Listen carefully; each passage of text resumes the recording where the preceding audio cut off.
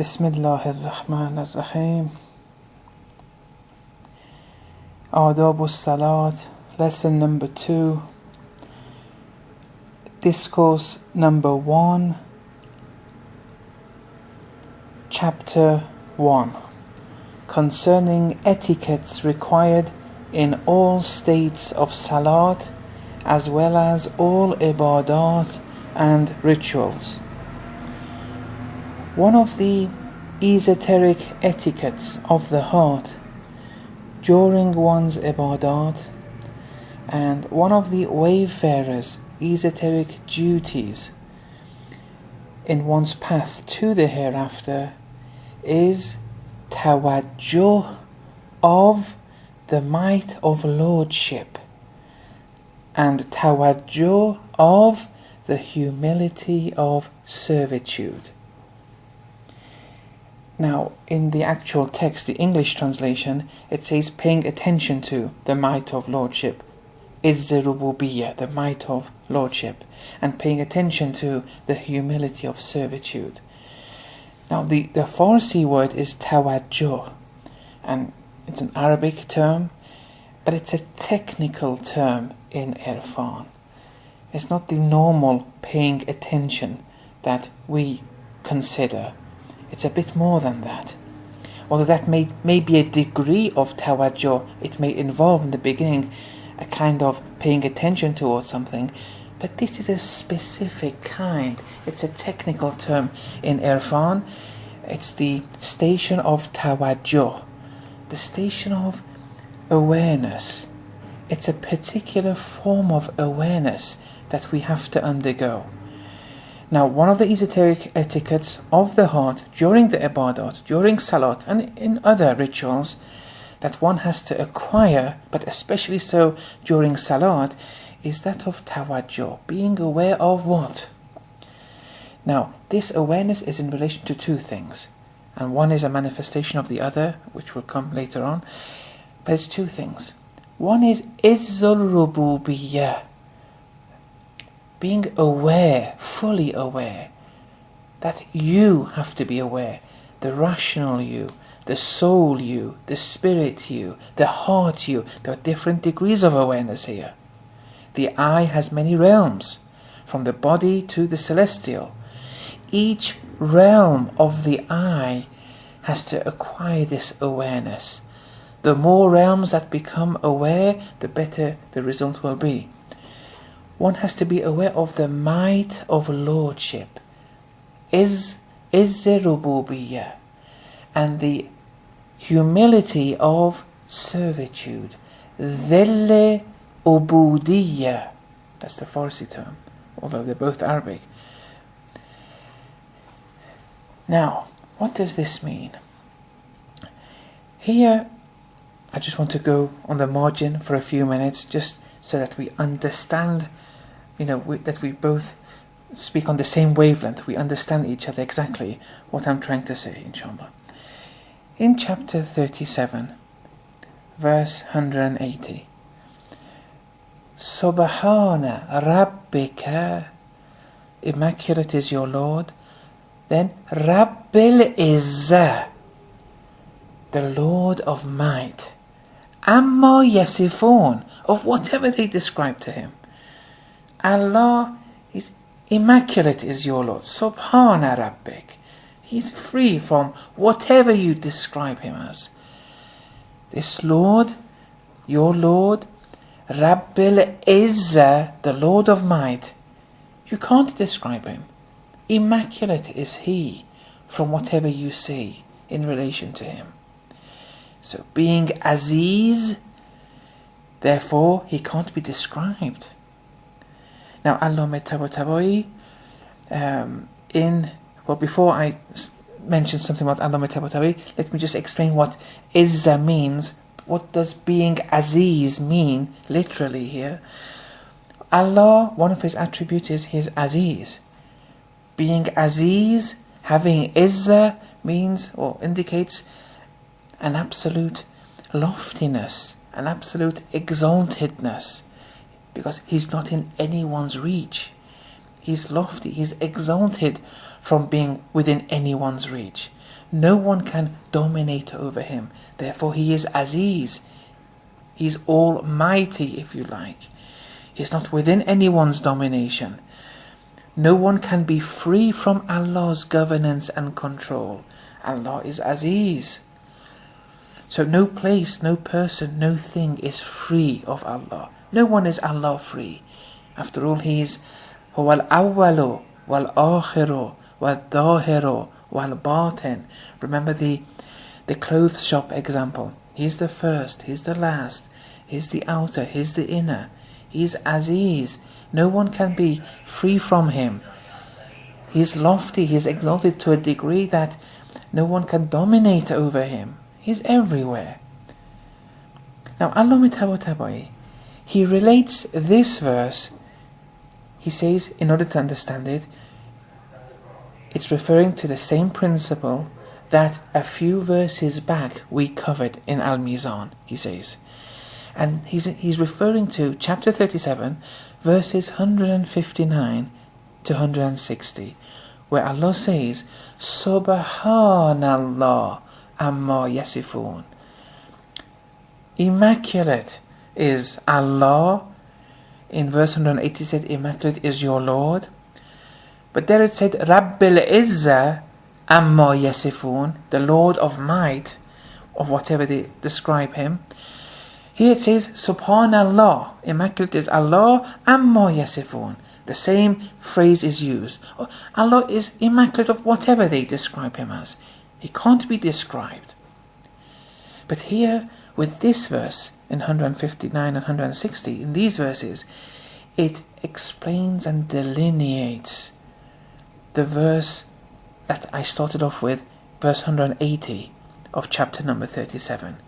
Here now, it adds, إِلَّا إِبَادَ اللَّهِ الْمُخْلَصِينَ, except for Allah's servants, okay, those who are under Allah's ubudiyyah, under Allah's servitude, but not servitude in the absolute sense, any degree of it, that degree which make them qualified as being servants who are mukhlasin.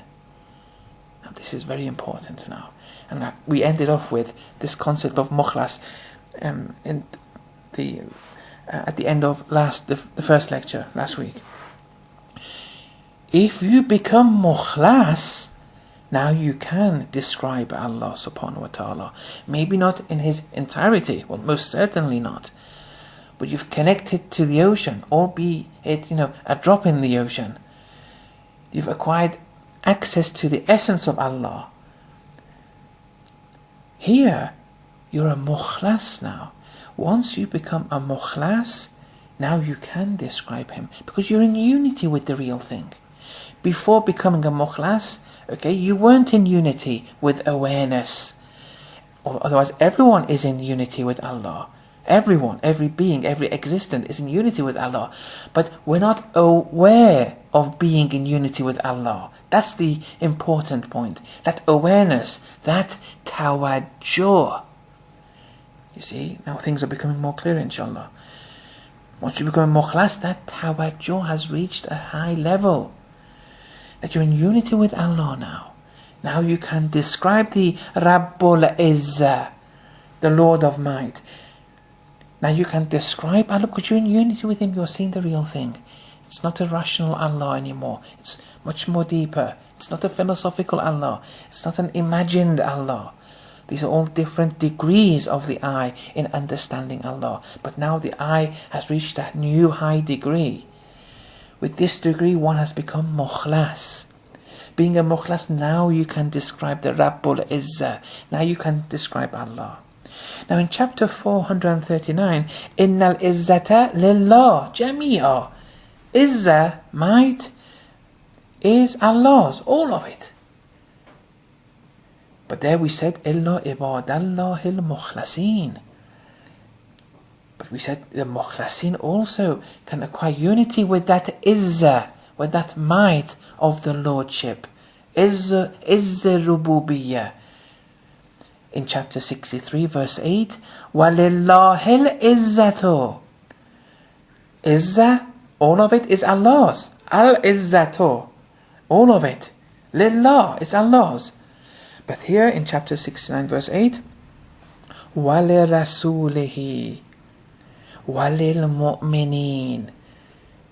It's also that Izzah, which is Allah's originally, it's also the messenger of Allah's and the mu'mineen. So that Izzah, we all have that capacity to be aware that we're in unity with that Izzah of Allah. We can be aware of this. So, like the messenger of Allah was aware of it. And the mu'mineen. Which mu'mineen? Those who are illa ibadallahil mukhlasin. That threshold of awareness, that threshold of tawajjuh, now you're in unity with the real. Now there, salat becomes a different phenomenon now. That's the aim. This is the aim. That's what we're all searching for. Okay, it's difficult. We have to start. Now in this book, Adabus Salaat, it gives us these routes of how to acquire that tawajjuh. Now one has to be patient, just understand what their destination is, and then gradually, step by step, we move towards it, inshallah. So, from being a mukhlas onwards, that's perfection. That's really perceiving Allah's lordship. That is the rububiyyah. That's when we see that Allah is the first and the last, the outer and the inner. We see it now. We're aware of it now, after becoming a mukhlas. Before becoming a mukhlas though, one's understanding, there's still an understanding, there's still a degree of understanding the might of lordship is the rububiyyah.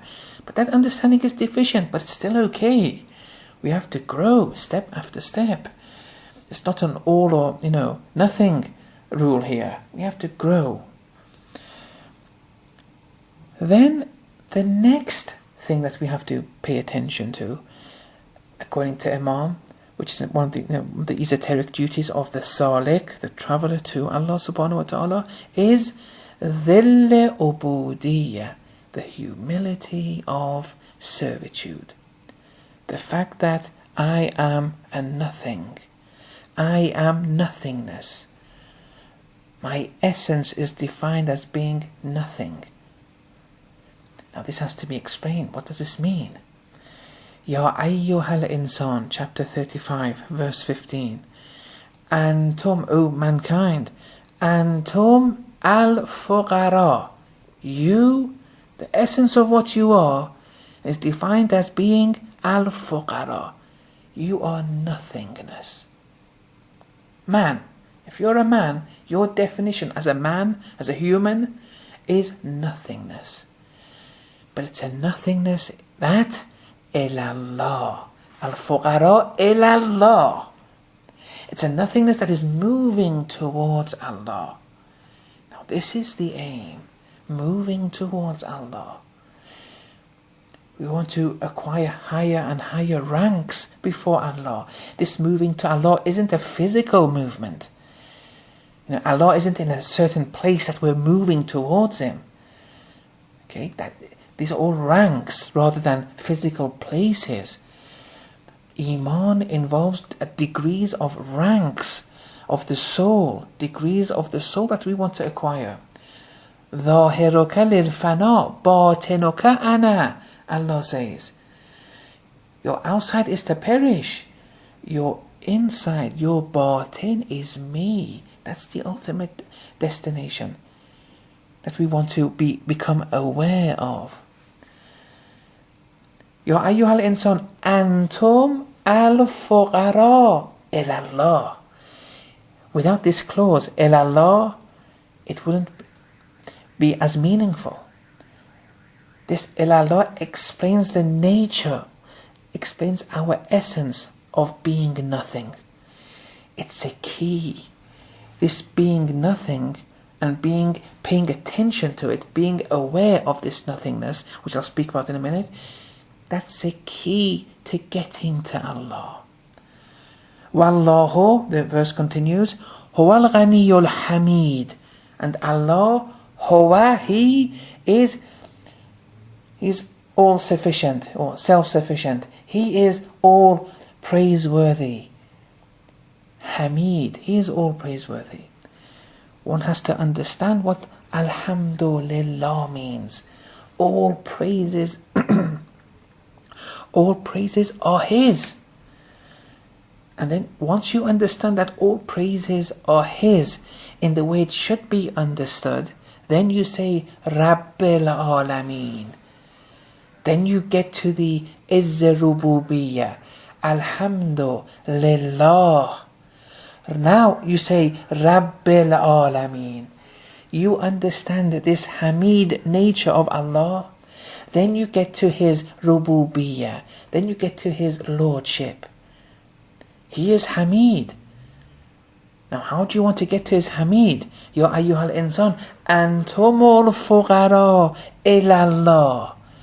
You are nothingness, moving towards Allah. And who's Allah? Wallahu huwal ghaniyul hamid. Once you get to understand that all praises are his, once your Alhamdulillah is fully understood and you don't attribute praises to yourself or to others, you truly believe all ranks of you, all calibers of you, all degrees of you, that Alhamdulillah. Then you get to the Izz Rububiyyah, the might of Lordship, Rabbil Alameen. So this Dhill Ubudiyyah, this humility of servitude, that you appreciate and acknowledge that you are nothingness, but moving towards Allah subhanahu wa ta'ala, that enables you to become Aziz. And this Aziz is as a result of you getting to that Izz Rububiyyah by means of understanding Alhamdulillah. So first is that humility of servitude. Why is that important? Because as a result of that humility of servitude, you can gain access to and acquire unity in relation to Alhamdulillah. Once you do that, then you acquire access to Allah's Rububiyyah, that Lordship of Allah. And that's why the Imams, the Holy Prophet would always say, this was their slogan, Al-Faqru Fakhri. Al-Faqru Fakhri. This nothingness is my honor. It's my privilege, it's my honor. Because they know that their unity with Allah depends upon that being aware, that awareness of their unity with Allah depends upon that acknowledgement of nothingness. That has to be fully apprehended, that has to be fully understood, not only rationally, in all dimensions of the eye. It has to become second nature. So this faqr, or this dhil, this humility, this nothingness, has degrees. And it's a means to Allah's izzah, to his might. Okay. I think that was just a marginal point, just to understand it. I mean, we're going to come to different variations of it, as Imam will explain in future lessons, but this just wasn't, I felt was an important introduction to this important sentence. Then Imam says that the strength of one's wayfaring is proportional to such an awareness. It's proportional to such a tawajjuh. Or to rephrase, the perfection or deficiency of one's being a true human is proportional to the degree of perfection or deficiency of one's tawajjuh, of one's awareness vis-a-vis the might of Lordship and the humility of servitude. The more deficient one's tawajjuh, one's awareness is in relation to the might of Lordship, in relation to the humility of servitude, the more deficient will be the strength of one's wayfaring towards Allah. Okay, now this humility of servitude is a means to acquiring that awareness of the might of Lordship. Okay, that antumul fuqara, that humility of servitude, is a means to get to Allah's rububiyyah. It's antumul fuqara ilallah, to Allah. You're nothing, it's okay, but you're moving towards Allah. Through that nothingness, understanding what that nothingness is. Not attributing anything to yourself. Okay, it's all Allah at play. It's kulla yawmin huwa fi shan. Huwa al-awwalu wal-akhiru wal-dhahiru wal-batin.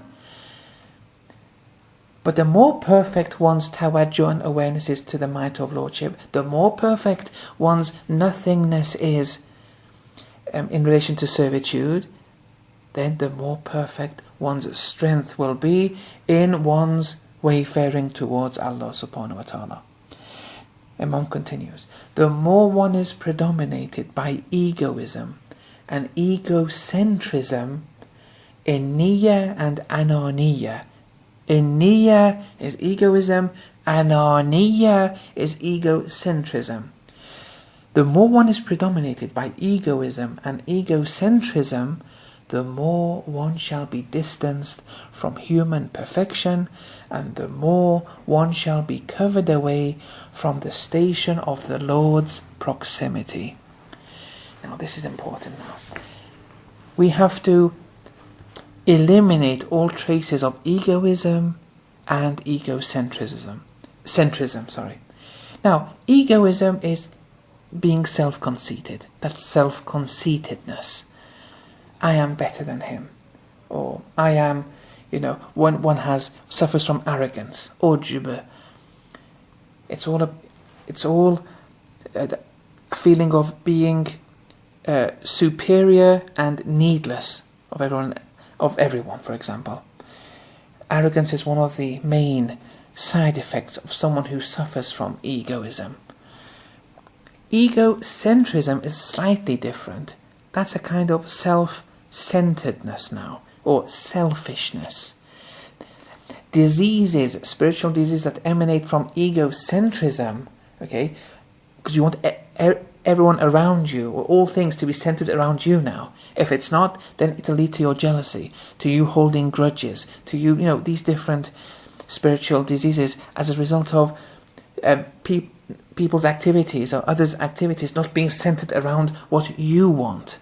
So this egoism on the one side, I am, better, superior, and this egocentrism on the other side, that self-centeredness, these have to go. These have to be eliminated. You see, now we're getting closer. Nothingness, that humility of servitude, is a key. Allah, to get to Allah. To acquire it, it's the essence of what we are. To acquire it, things have to be eliminated. What are those things? Imam says, egoism, niyyah, and egocentrism. Ananiyyah. Everything has to be centered around the ana, the me. So the more one is predominated, though, one is dominated by these vicious traits of egoism and egocentrism, the more one shall be distanced away from the essence of what you are, antumul fuqara. So the more one will distance from the essence of what the human is, and the more one shall be covered away from the station of the Lord's proximity. Because antumul fuqara ilallah. That's the destination that we want to get to through acknowledging our nothingness. Therefore, if we don't acknowledge that nothingness that we are, and become egoistic or egocentric, then we'll be more distanced away from Allah, that destination of ilallah. Then Imam says, the veils of egoism and egocentrism are thicker and darker than all other veils. This is important. The idea of these veils, these hujub, these hijabs. Actually, yesterday I had the pleasure of one of my ustads coming to the house, and I did Avicenna's Isharat with him, Ayatollah Ahmad Abidi, and he mentioned two very interesting points, which actually are very, on a par with today's lecture. He said that we were speaking about Imam's Irfan, And he said that there's one term that Imam uses, that if you collect all the Urafa's frequency of use of this term, Imam on his own uses this more than all the others together. And that's the concept of hijab in Irfan, what it means. And actually, just on the margin here very quickly, another very important point he mentioned. He said if you were to collect all of Imam's innovations in Irfan, things which Imam brought into Irfan that no other person brought, it will be more than a thick book of writing. And then I asked him, these things that Imam has brought that you say are innovations, are they innovations or things that his Sufi order has brought? By Sufi order means his mentors in tariqaology. Is it specific to his tariqaology, or did the person himself, did Imam Khomeini himself bring these innovations? Because I would have thought he would reply that these are specific to his tariqa. You know, these people, Allama Tabatabai, Imam Khomeini, Ayatollah Hassan Zadeh, they're all belong to tariqas at the end of the day. I mean, we don't need to use this kind of terminology that they all belong to orders, but still, especially in theoretical Irfan, also in practical Irfan though, they belong to these tariqas. Allama Tabatabai, for example, his mentor was Allama Ghazi. His mentor, you keep on going. And then you see that there's a specific tariqaology that they all use, the same pattern of tariqaology that his mentor used, and so on and so forth. Imam too, his mentor was Muhammad Ali Shah Abadi. So I said that these innovations, are they specific to his tariqa, or are you saying it's specific to the person himself? And actually he said it's specific to Imam Khomeini himself, and he brought these innovations. And I would have never imagined that. I mean, I may know one or two things that Imam has brought forth, and I've mentioned them in my lectures, and others haven't. But a whole book of, a thick book of these innovations, not innovations in a negative sense, but these are something really, this man, this is something important. And then for such a person to write this book, it's incredible.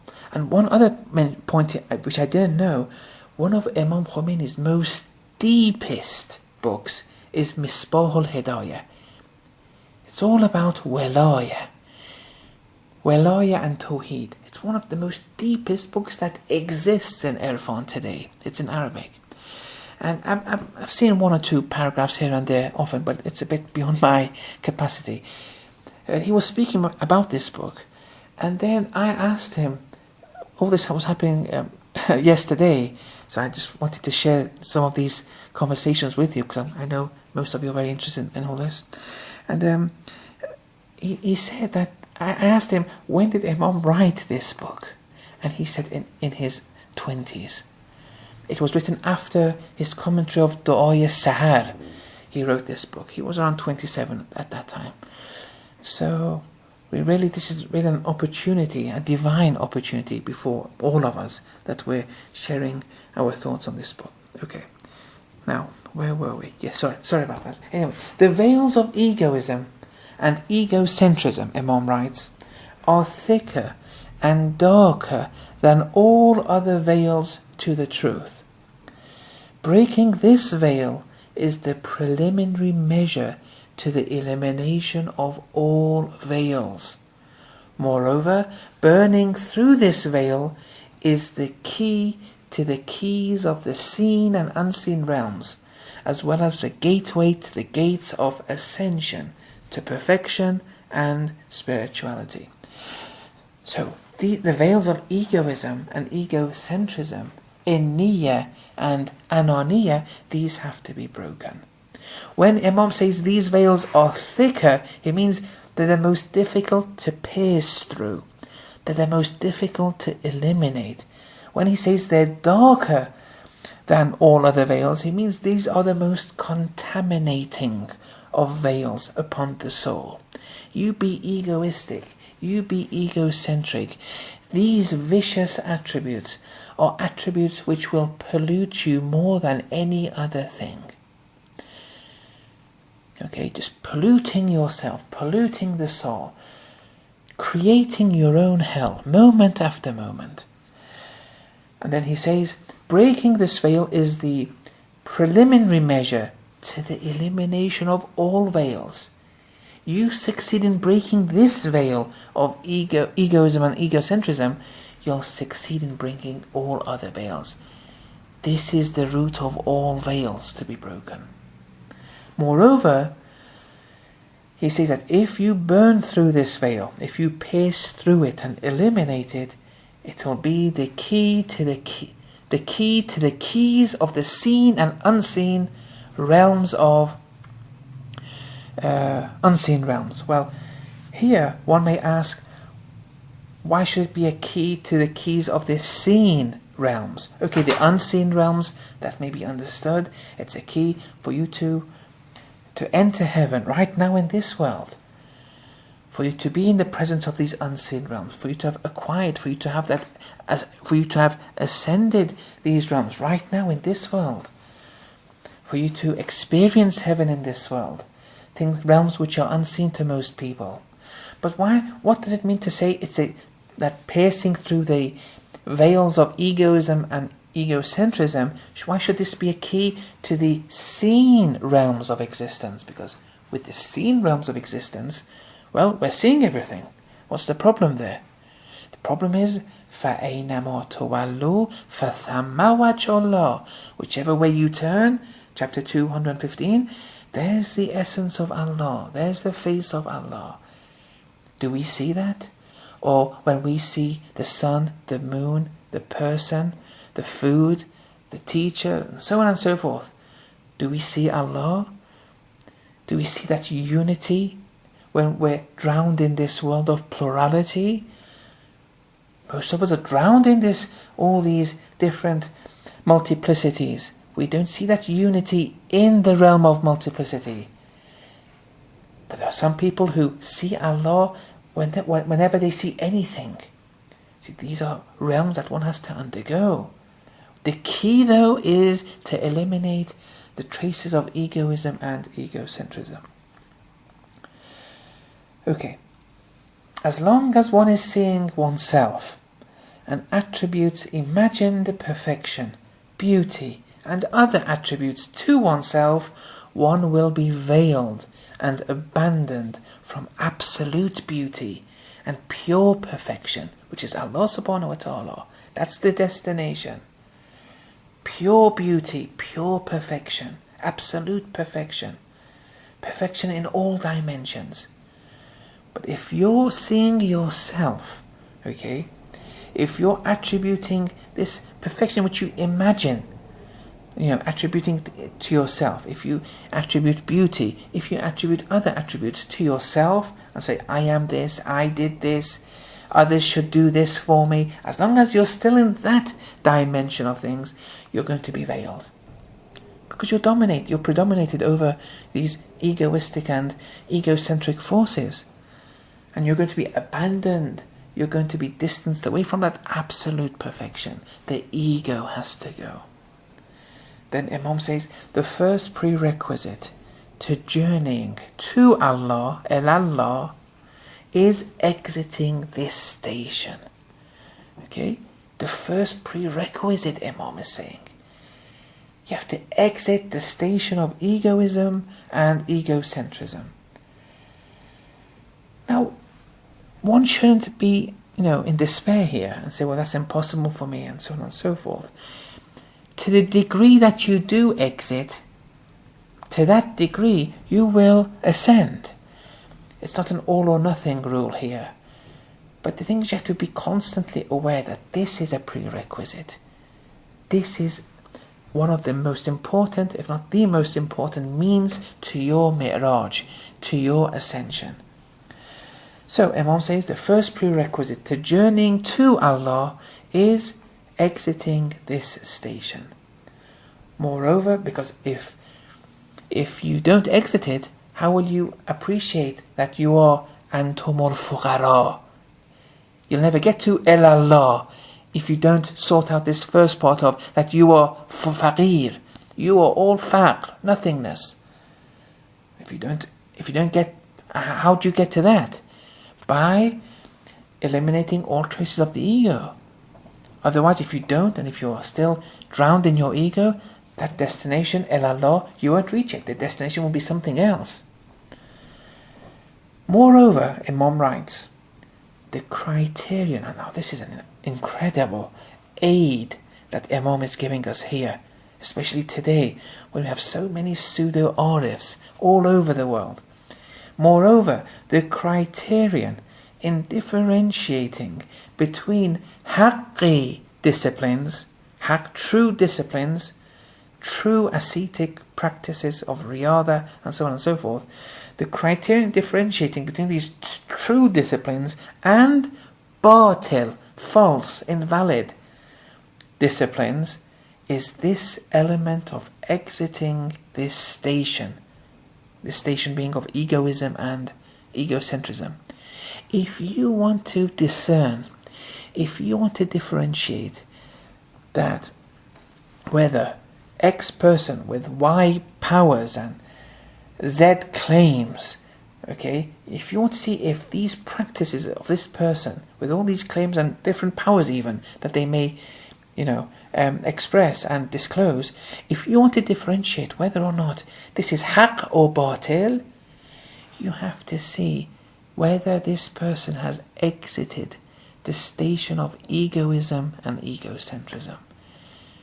Or is it everything about themselves? Is it all about their ego? Now this can be difficult at times, but it's a very important criterion which Imam has put forward here. So, if one is drowned in this station of the ego, the more one is drowned, the more batil, the more invalid those practices that he is disclosing will be. Now this is a very exact and precise criterion which Imam has given here. We have to take hold of that. Now naturally, the more qualified you are, the more at ease you will be in differentiating these truth and false tariqas. These tariqas which people create, and this is different to the Sharia. The Sharia, the halals and the harams, the experts of the Sharia are the fuqaha. The tariqah is different. It's the science of getting to Allah through the noble ethical traits and practices which the Ahlul Bayt has given in Shia tariqahology.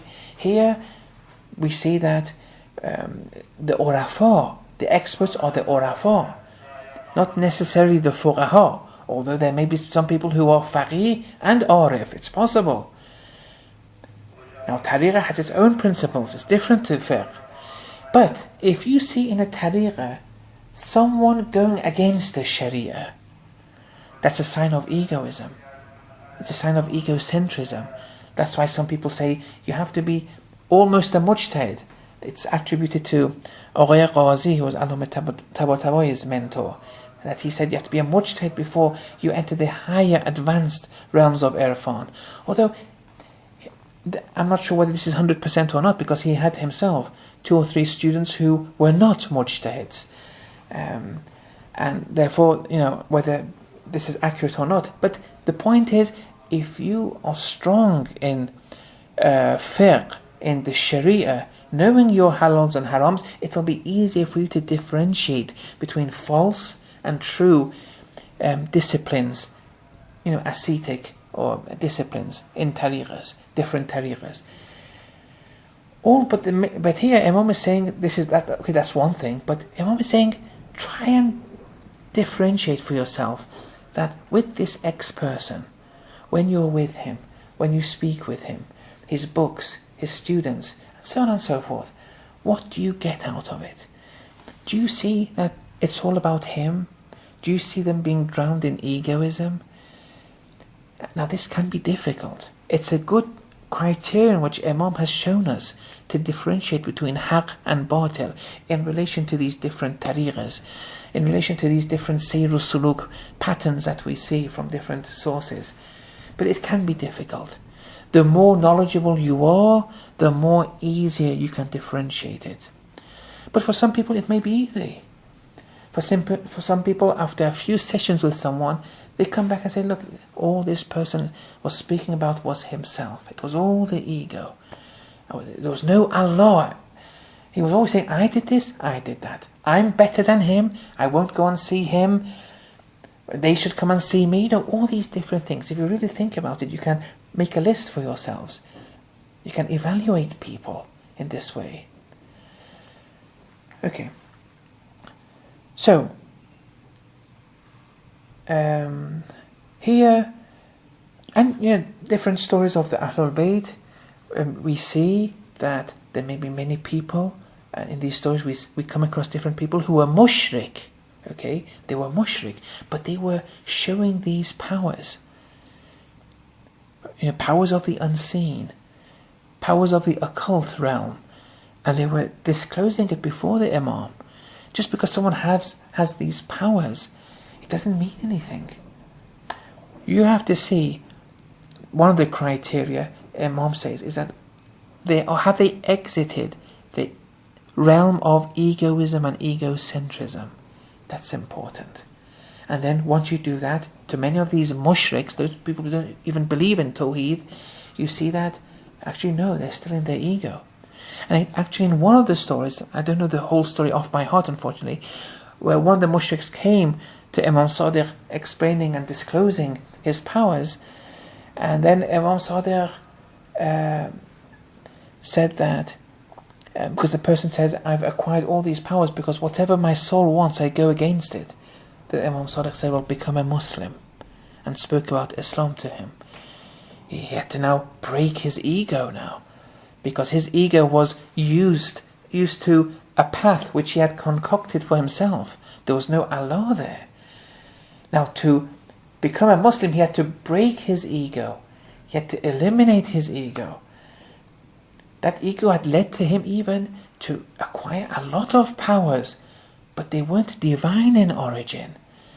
And then when he became a Muslim, then he lost all his powers. Then Imam Sallallahu said, now ascend to Allah. And the story is much more than that, but very briefly, just because someone has these powers, it doesn't mean they're divine in origin. One of the criteria to discern haqq and the haqqi and batil disciplines is, have they exited their egos? Have they exited the station of egocentrism, where that self-centeredness? It's a very important criterion. And okay. Then Imam writes, whichever traveller steps along the line of egocentrism and wayfares within the veils of egoism, i.e. they haven't exited their egos. They're still egoistic and egocentric.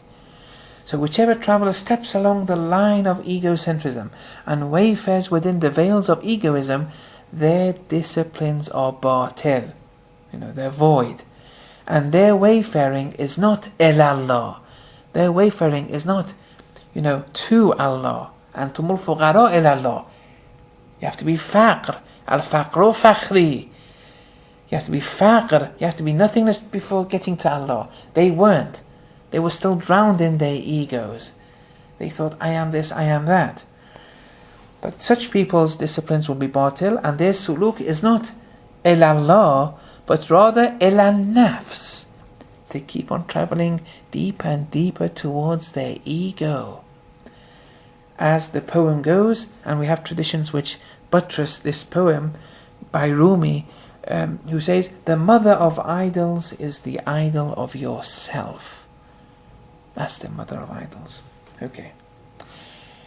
Next, Imam goes and gives a commentary of one of the verses of the Holy Quran, chapter 4, verse 100.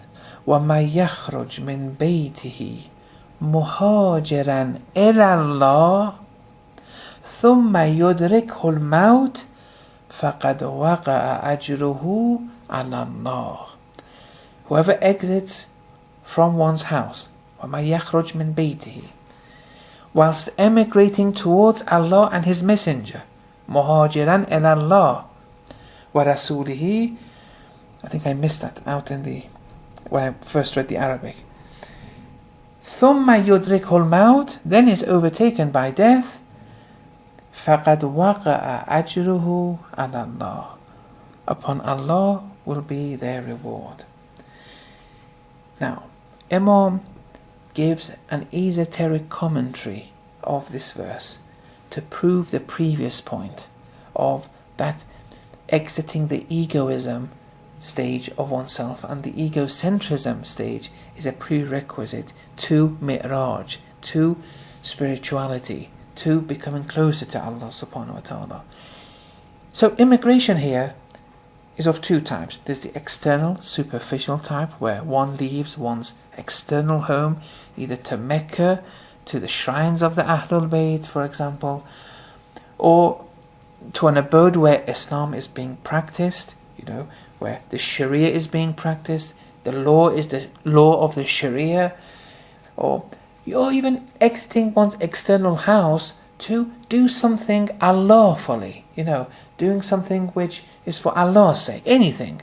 All these qualify in relation to the external migration, that the external immigration from one's house, that leaving one's house, it can be for a different number of reasons. However, there's a spiritual immigration or a spiritual migration too. Now this is the esoteric commentary. If I leave my house to go to school for Allah's sake, that's good, and I'll be rewarded for it, inshallah. If I leave my house to go to war and fight for the cause of Islam, that's also very good. You'll be rewarded for it to some degree. If I leave my house to go to Mecca, it's good. If I want to go and do ziyarah and all these different things, here, these are all good. But the underlying spiritual criterion and element which guarantees salvation, because these external migrations, all of them, they don't guarantee salvation. If you go to Hajj, it won't necessarily guarantee your salvation. Or if you go to the shrines, if you go to school for Allah's sake, there's an inner dimension that has to be completed before that salvation is to become mandatory upon you. Now what's that? Here we go into the esoteric commentaries now of this verse. Imam says, in the spiritual emigration, however, the exit takes place not from the external house, but rather from the house of one's ego and the station of the dunya. You have to exit the dunya. You have to exit your ego. This وَمَن يَخْرُجْ مِن بَيْتِهِ means whoever exits one's ego. The bayt, the house, esoterically is in reference to one's ego. This dunya doesn't mean the physical dunya. Do you know when you attribute that I am this, my son, my daughter, my PhD, my job, I acquired this, I acquired that, all these false attributings that you do, they are constituting the dunya. The dunya is within. Otherwise, this external dunya, you can't exit it. Whatever is in the external world is good. It's all Allah's creation. You can't exit. Here the dunya which is reproached in Islam is the dunya that you create within, with those false attributes that you do. When you attribute to yourself different things, it's done, all this is done Allah-lessly. So here, you have to exit the house of your ego, then go towards Allah and His Messenger. As Imam said, this is the first prerequisite in order for your suluk, for your wayfaring to be realized. Now, the question now arises, can we ever tell whether or not we've started this major spiritual emigration to Allah? Okay, can we tell this, if it's happened or not? Are there any signs? Imam writes, I quote, he says, as long as one's soul bears affinity to itself, and there's a degree of awareness of egoism, one is yet to become a traveller, a salik. And as long as traces of egocentrism is mentally occupying the traveller, and the walls of the I's city, the I, the essence of what we are, as long as the walls of the I's city, so you imagine the I, it has a boundary, as long as the walls of this ego of ours and the adhan of self-centeredness have not become hidden, one will still be ruled as a hazir and not a traveller. You see, in fiqh, you're qualified as a traveller, as a musafir, once you pass the permit zone and the walls of the city that you're passing, that you're exiting, they can't be seen. Here, Imam is saying, the walls of the final houses of that city, on the outskirts of the city, can no longer be seen. Imam is using this metaphorical language. He's saying, as long as the traces of egocentrism is occupying the traveller, then he explains this metaphorically. He's saying, as long as the walls of the city of the I, of the ego, in fiqh, in the Sharia, once the city walls can't be seen at the limit, the boundaries of the city can't be seen, you are now a musafir. Okay, you can break your fast and so on and so forth.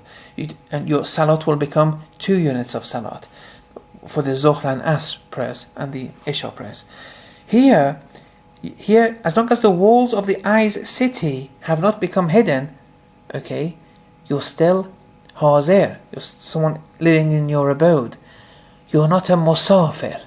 Now, spiritually, you're not a spiritual salik, traveller to Allah, if there's still ego, if the I is still there, if the walls of the I, can be seen.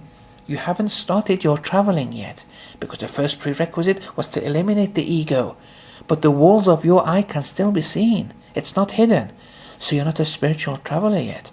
And he says, the adhan of self-centeredness, the ananiya, egocentrism, that is not hidden either. Because one of the other signs that you now become a musafir, a traveller in fiqh, is when you can no longer hear the adhan of the city. Let's say maybe 2 or 3 kilometers away, or I don't know. But there, fiqh says you're a traveller now. Here, the adhan of self-centeredness has to go. This is incredible language. Imam is using this. That has to be hidden.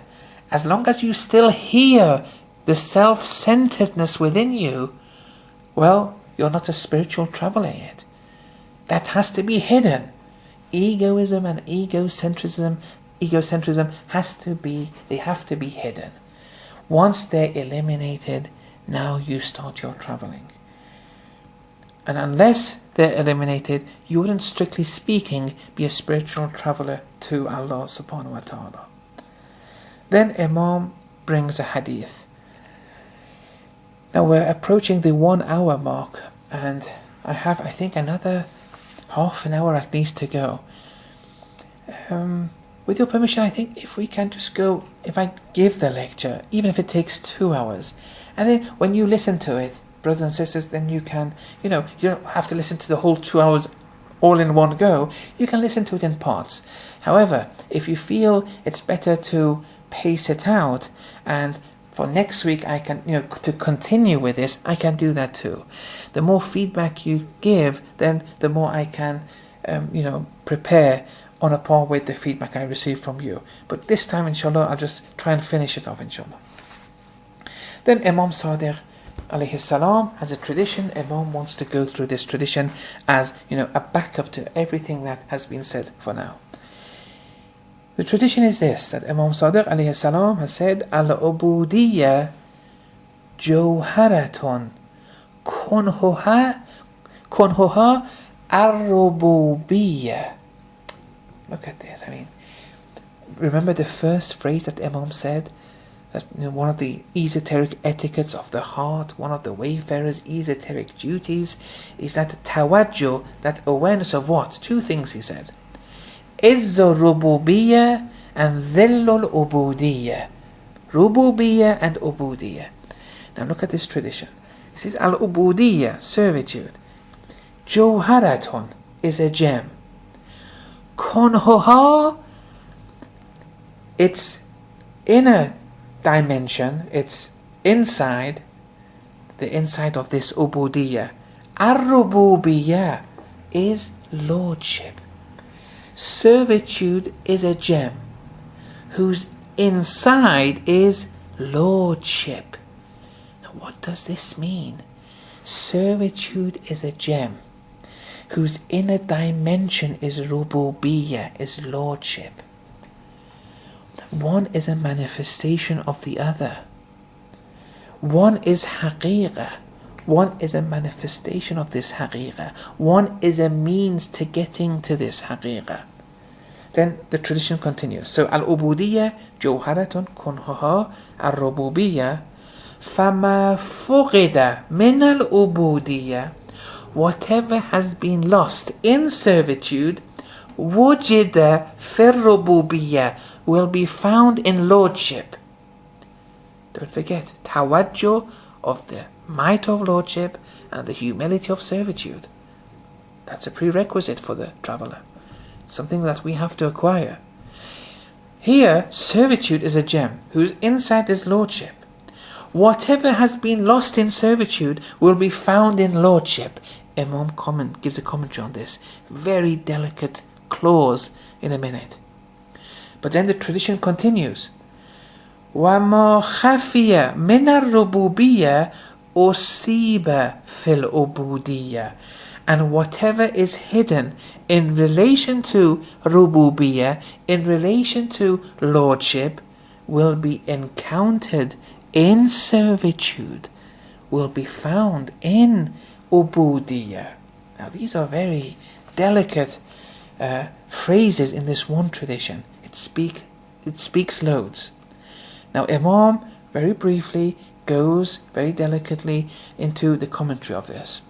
Imam writes that whoever steps in the direction of ubudiyyah, whoever steps in the direction of servitude and brands the humility of servitude upon one's forehead, okay, it's become fully incorporated within oneself, this servitude, such a person will find the might of lordship.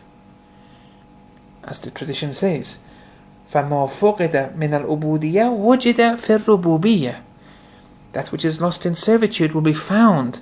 Now, what does it mean to be lost in servitude? Imam will come to that in a minute. But you have to brand the humility, that nothingness within you, that humility of servitude, before finding the might of lordship. Hence, Imam writes, the way to acquiring unity to the truths of lordship is travelling along the levels of servitude. Okay? Servitude is a means to rububiyyah, Allah's being Rabb, and you being fully aware of this. هو الأول والآخر والظاهر والباطن. سبحان ربك رب العزة amma yasifun. Remember, that's rububiyyah. Imam then says that, and this is a commentary of that first clause, because the first clause was a very delicate one. It says, whatever has been lost in servitude will be found in lordship. Now what does this mean? It's this phrase right here that Imam gives a commentary of this clause. Imam says, that which is mafqood, that which is lost in servitude, okay, that which is lost, mafqood. Remember the tradition? فَمَا فُقِدَ. Okay? فَمَا فُقِدَ. That which is lost in servitude will be found in rububiyyah. Imam here says that which is lost in servitude, namely, Imam adds, namely that of egoism and egocentrism. That's what has to be lost.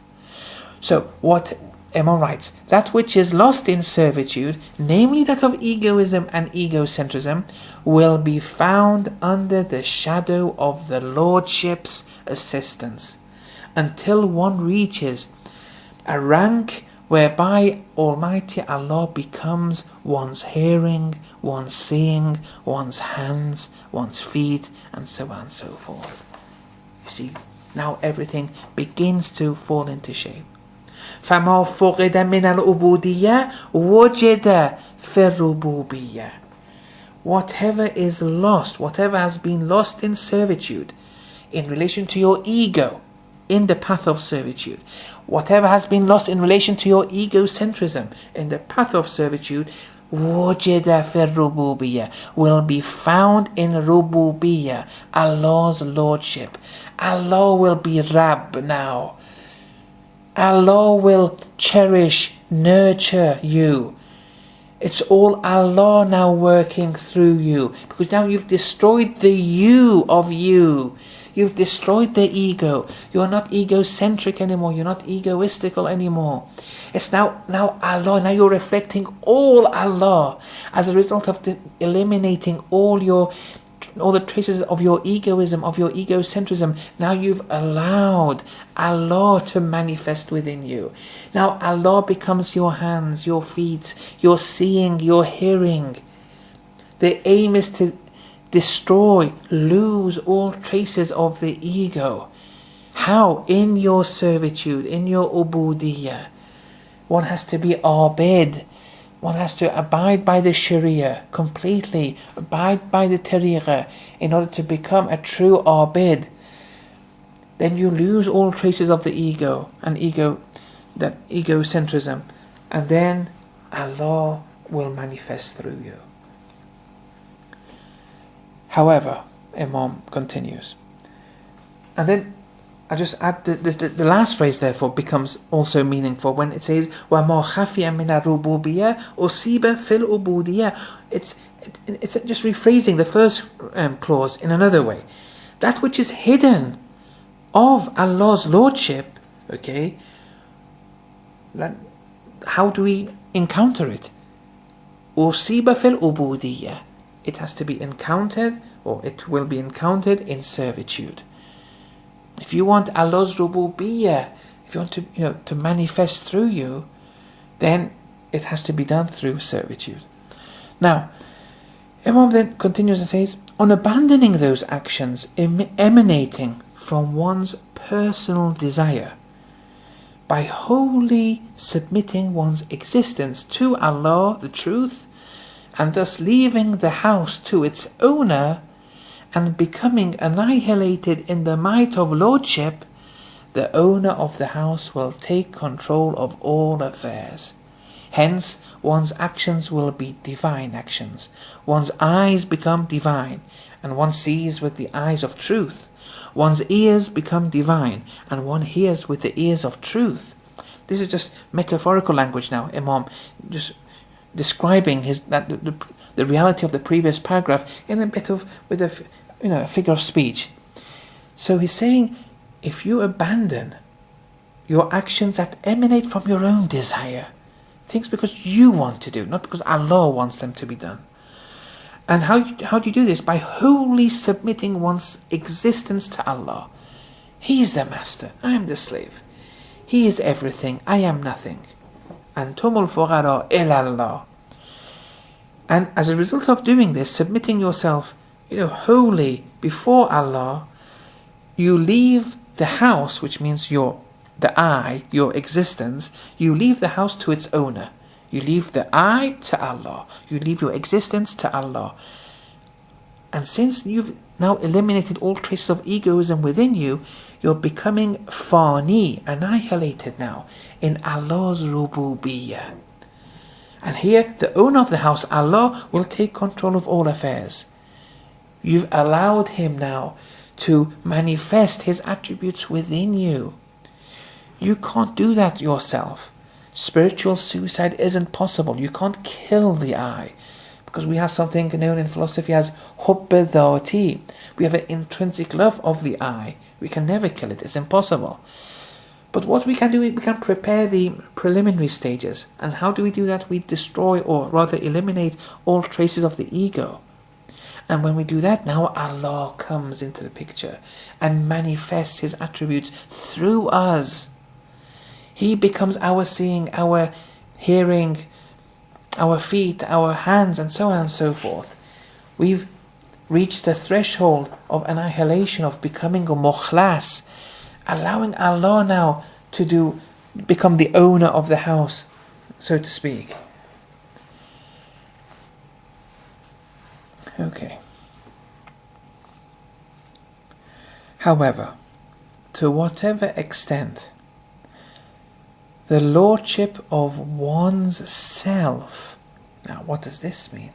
The whole aim is to be fully attentive towards the might of the lordship of Allah subhanahu wa ta'ala. But it's possible that we may be wary or acquire affinity towards or be dependent upon ourselves, the lordship of me. That's also possible. Chapter 79 verse 24. Ana rabbukumul a'la. Pharaoh said, I am your Lord. I am the Almighty Lord of you all. Ana rabbukumul a'la. I am your Almighty or your all-high Rabb. Now don't think just because Pharaoh was evil and he said it, and it doesn't apply to us. Everyone, as long as they're drowned to some degree in this station, everyone, me, you, everyone, is saying, except the mukhlasin and higher, we're all saying it. Ana rabbukumul a'la in our actions. We all share these Fir'auni tendencies to some degree or the other. Being Pharaoh, we don't have to limit it to one person. These are all stages of the soul which the Quran is depicting. Everyone is saying Ana rabbukumul a'la through their actions. Why? Because they are attributing things to themselves now, paying attention to their eyes, acquiring affinity to the lordship of themselves rather than Allah's lordship. They attribute beauty, perfection, and so on and so forth to themselves rather than acknowledging that Huwal awwalu wal akhiru wal dhahiru wal batin, rather than being attentive to the fact that Antumul fuqara ila Allah. No, they see themselves as everything. They attribute divine attributes to themselves. I this, I that. So here, to whatever extent the lordship of one's self, okay, where one is egoistic and egocentric, becomes perfected to the extent that this lordship of me, of the I, not of Allah, of me, to the extent that this becomes perfected, and however much one recalls the might of oneself, by falsely or Allah-lessly attributing things to oneself. I acquired this, my son, my daughter, my PhD, my job, I did this to acquire that, and so on and so forth. To the same extent, one becomes defective and distanced from the might of lordship, Allah's lordship. The more you get drowned and steered towards and shift towards the rububiyyah of the self, Ana rabbukumul a'la, the more you will be defective and distanced from the might of lordship. After all, these two are contrary to one another, Imam says. That might of lordship with a capital M and a capital L, and the might of lordship with a small m and a small l, these two are contrary to one another. The more you get drowned in one, the more you'll get distanced from the other. You can't have both. You have one heart. As the Quran says, مَا جَعَلَ اللَّهُ لِرَجُلٍ مِّن قَلْبَيْنِ فِي جَوْفِهِ. Allah hasn't created two hearts in any one person. That one heart that we have has to be focused and have tawajjuh. One has to have tawajjuh through this heart of Allah's rububiyyah. To the degree that you focus that tawajjuh on the self, to the same degree you will be distanced from Allah. You can't be focused on both of them. And then Imam brings this tradition, as is supported by the holy tradition, Ad-dunya wal-akhirah darratan. The world, the dunya, and the hereafter, these are like two wives of the same husband.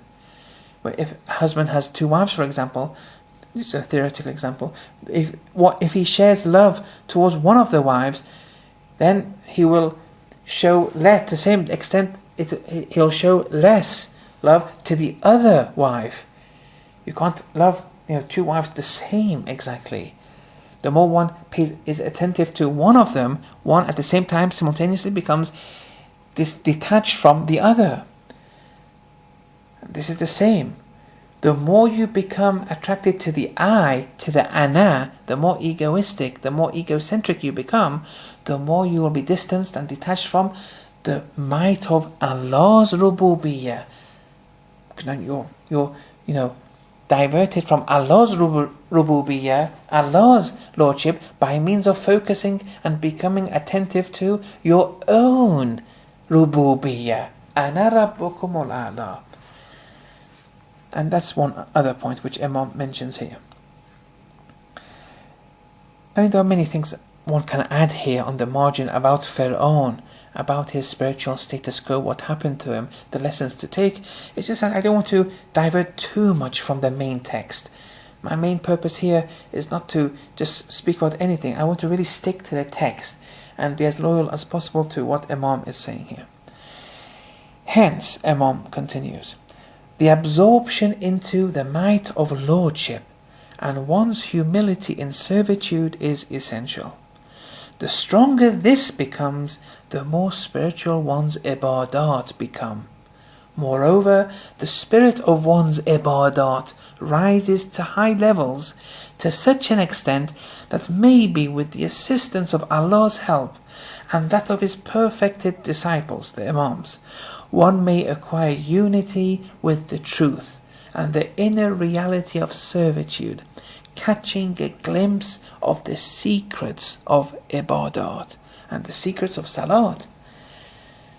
How? It's that tawajjuh. You have to be firmly absorbed in the might of lordship, and you have to it has to become second nature to you, this humility of servitude, that nothingness before Allah subhanahu wa ta'ala.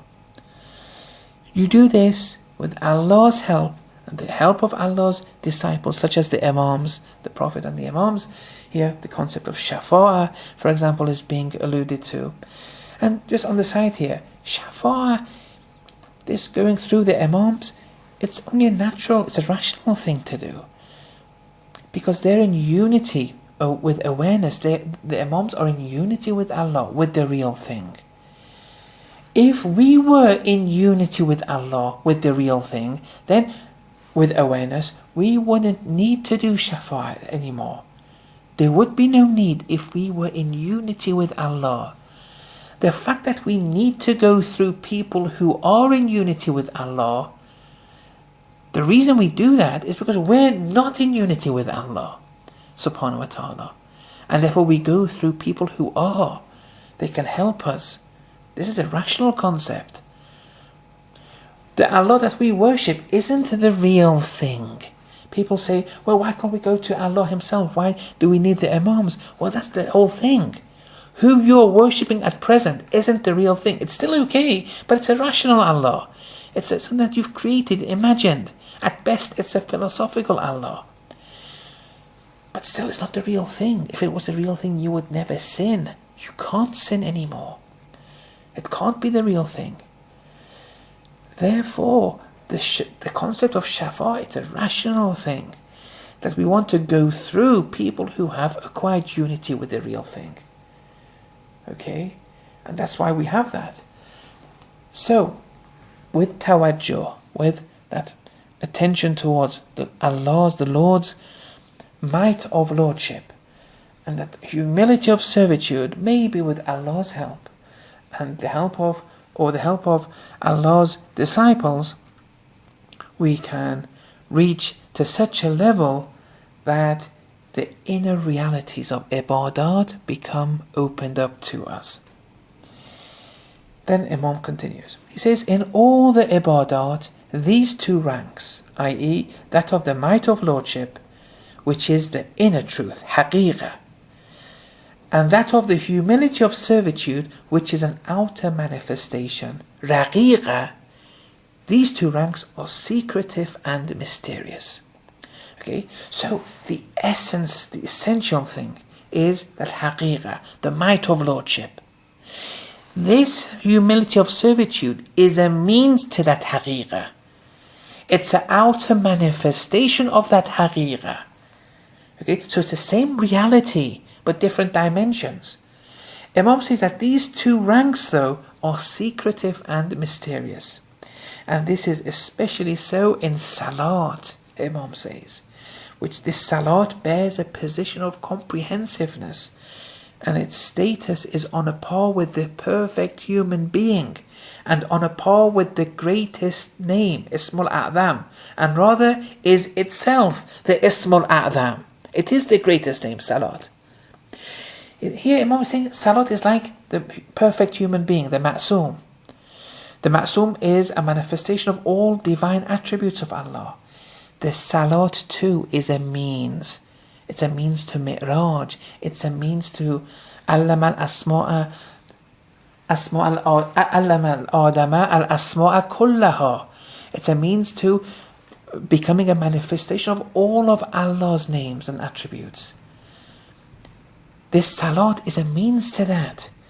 And in the same way that this human being is called perfect, it's called Ma'soom because it's a manifestation of all of Allah's divine attributes, the Salat has this capacity, this comprehensive status. What does comprehensive mean here? It means you becoming a manifestation of all of Allah's attributes through this Salat. As-salatu mi'rajul mu'min. Salat is the believer's mi'raj.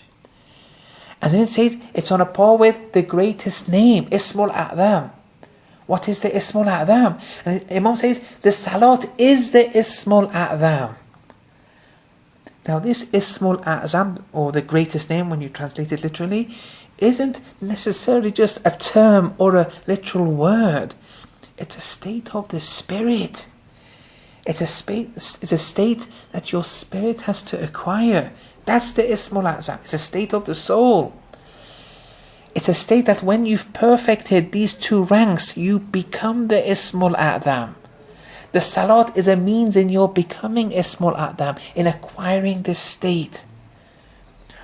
Once two young men came to Imam Ja'far Sadiq alayhi salam and said, can you show us the Ismul A'zam? What is it? Well, if it was a term, Imam Sadiq would have said, it's this term. Finished. It's a state of the spirit though.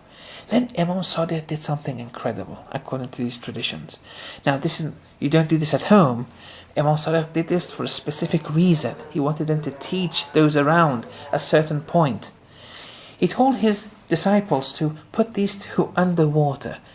So to fill this barrel of water and then to stick these two under the water. And then now and again bring them up and then bring them down again.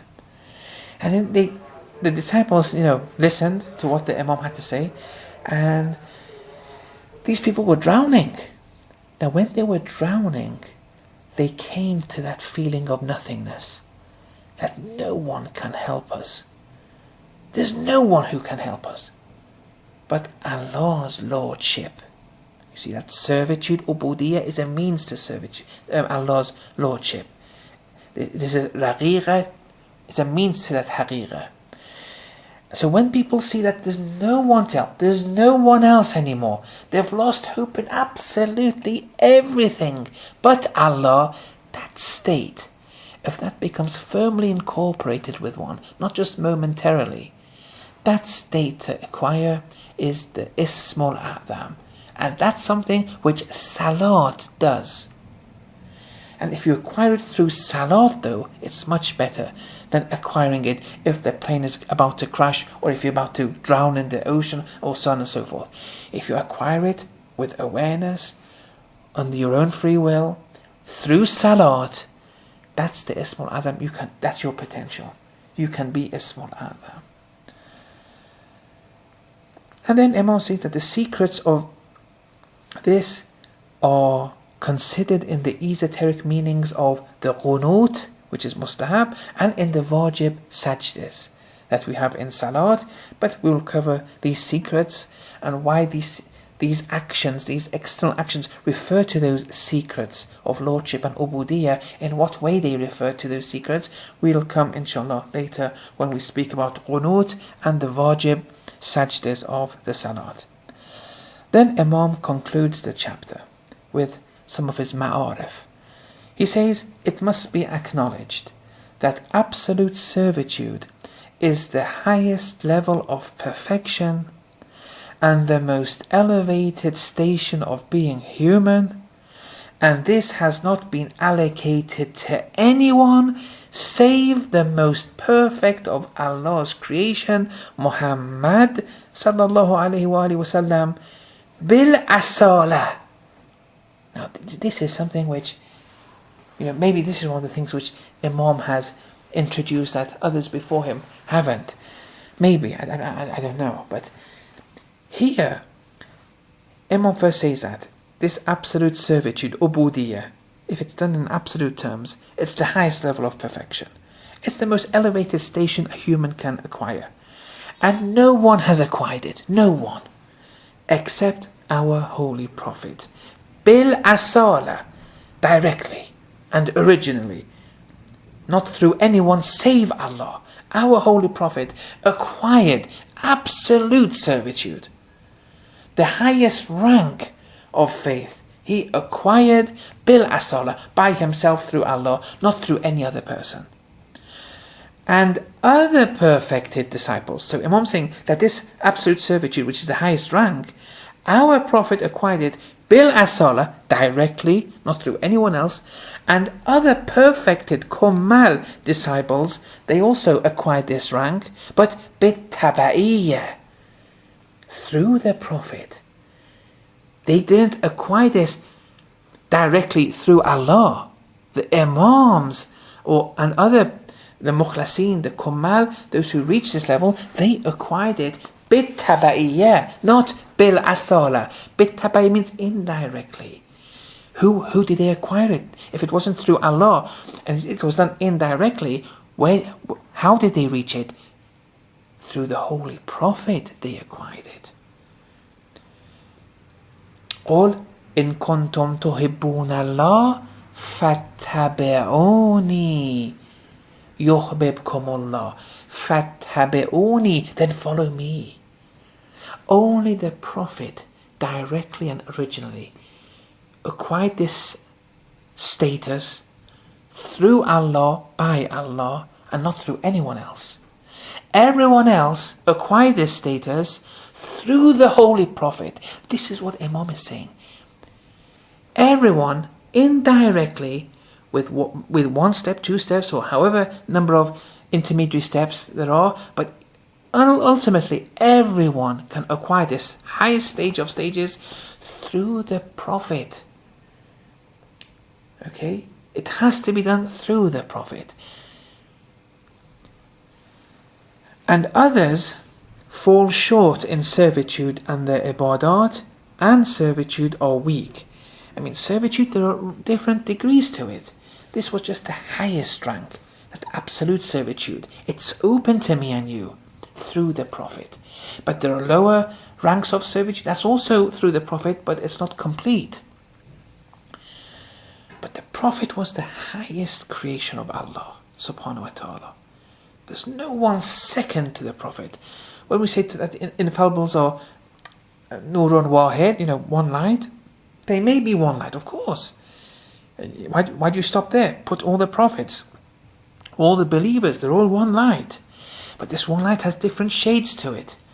The ultimate shade, though, is that of the light of the Holy Prophet sallallahu alaihi wasallam.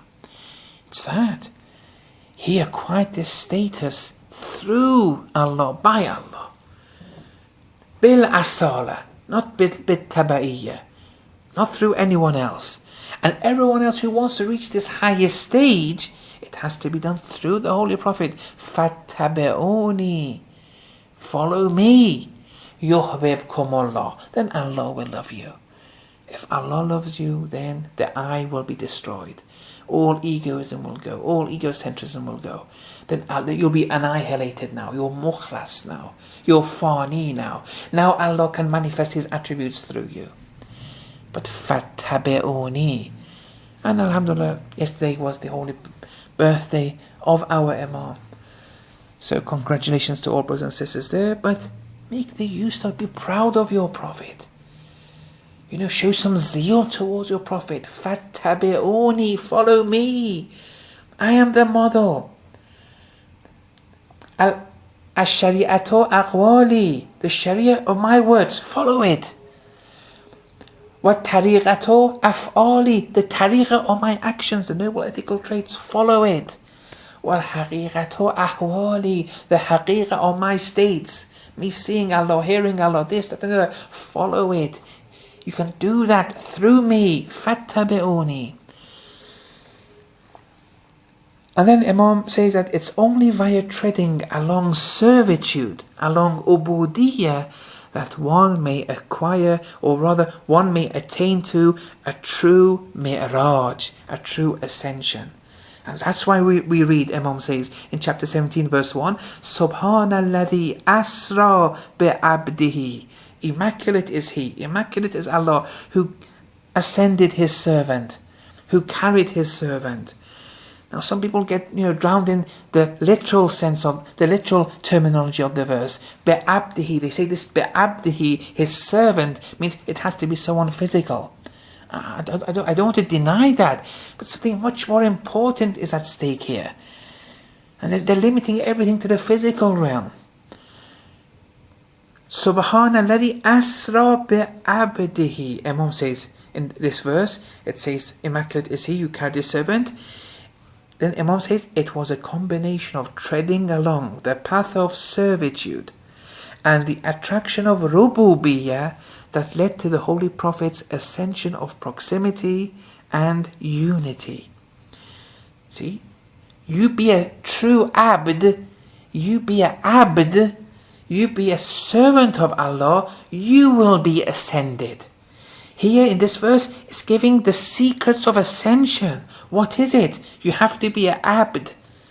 You have to be a servant of Allah. Then you travel towards Allah. It doesn't have to be physical. They're all states of the soul here. You have ubudiyyah, you will get to that izz rububiyyah, and then you will ascend to Allah. You don't need to, confine it to a physical. People just going with a rocket just higher and higher. That's not important here.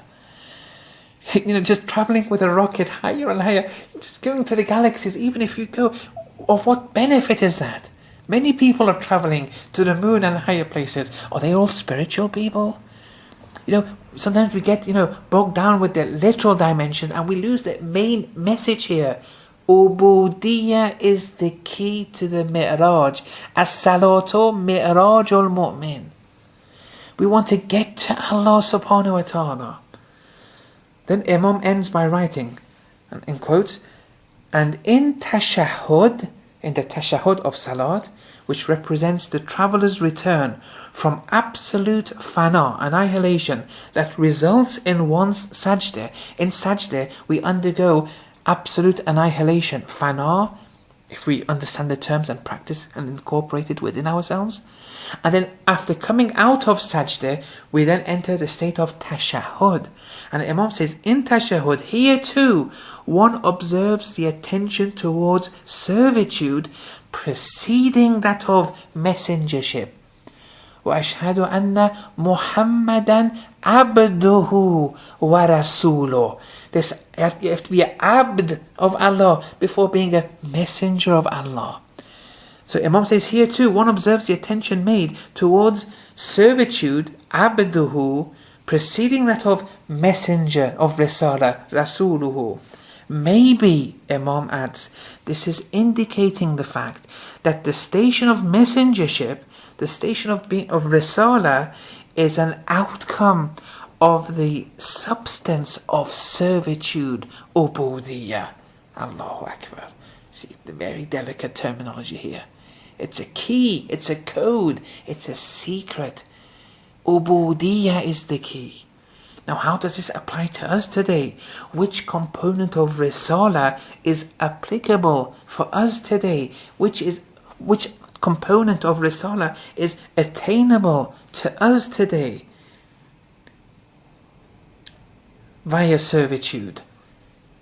The door is open. And this we have to pay attention towards. Inshallah, I'll end there. Wa sallallahu ala Muhammad wa ala tahirin.